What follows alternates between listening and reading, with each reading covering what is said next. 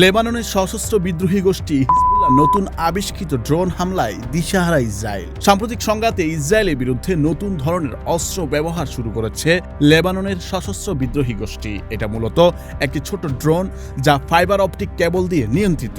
এই কারণে এই ড্রোনগুলো ইলেকট্রিক শনাক্তকরণ যন্ত্র এড়াতে সক্ষম, তবে ছোট হলেও এগুলো মারাত্মক ক্ষতি করতে পারে।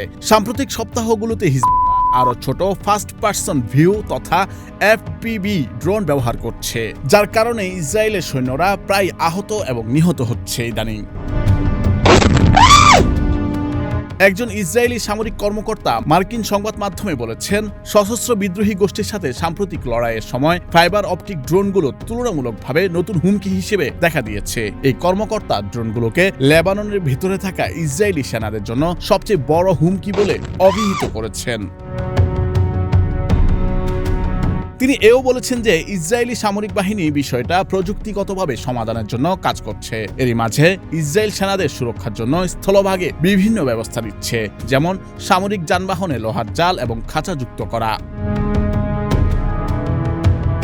তবে যেখানে উন্নত প্রযুক্তির ক্ষেপণাস্ত্র দিয়ে ড্রোনগুলো ঠেকানো যাচ্ছে না, সেখানে লোহার জাল বা খাঁচা কতটুকু কাজে আসবে তা নিয়ে প্রশ্ন রয়েছে। ইসরায়েলি সামরিক বাহিনীর বিমান প্রতিরক্ষা কমান্ডার সাবেক প্রধান রান কোচা বলেছেন, ফাইবার অপটিক ড্রোনগুলোর বিরুদ্ধে প্রতিরক্ষার প্রচেষ্টায় ইসরায়েল ব্যর্থ হচ্ছে।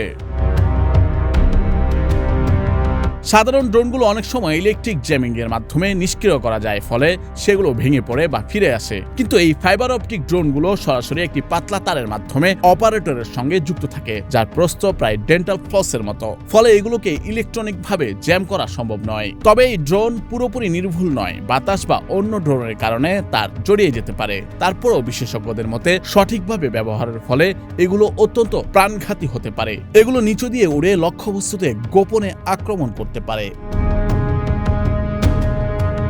নুরুল আফসার, বৈশাখী সংবাদ।